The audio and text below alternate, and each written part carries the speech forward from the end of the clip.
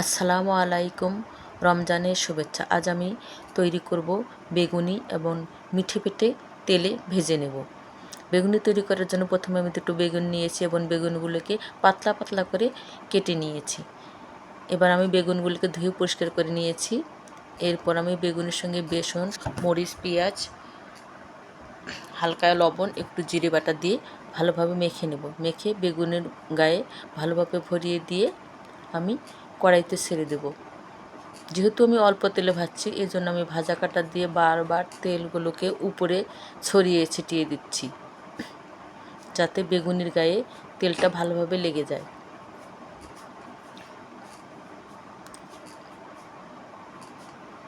বেগুনিটা প্রায় হয়ে এসেছে, একটু লাল লাল করে ভেজে নেব। এই যে হয়ে গেল সুন্দর বেগুনি। এইভাবে আমি একটা একটা করে সবগুলো বেগুনি ভেজে নেব। আবারও আমি একটি বেগুনি দিয়েছি। বেগুনিটাকে বারবার উল্টে পাল্টে লাল লাল করে ভেজে নেব।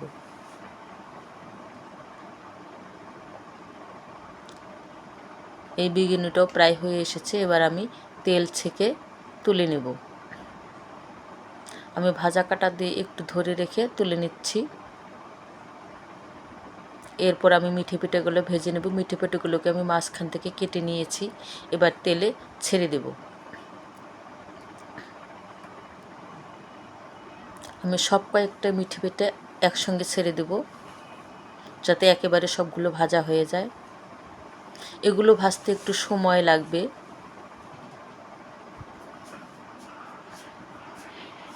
আমি বারবার নেড়ে চেড়ে দেব, তা না হলে পুড়ে বা লেগে যেতে পারে। আমি মিঠে পিঠেগুলোকে লাল লাল করে ভেজে নেব।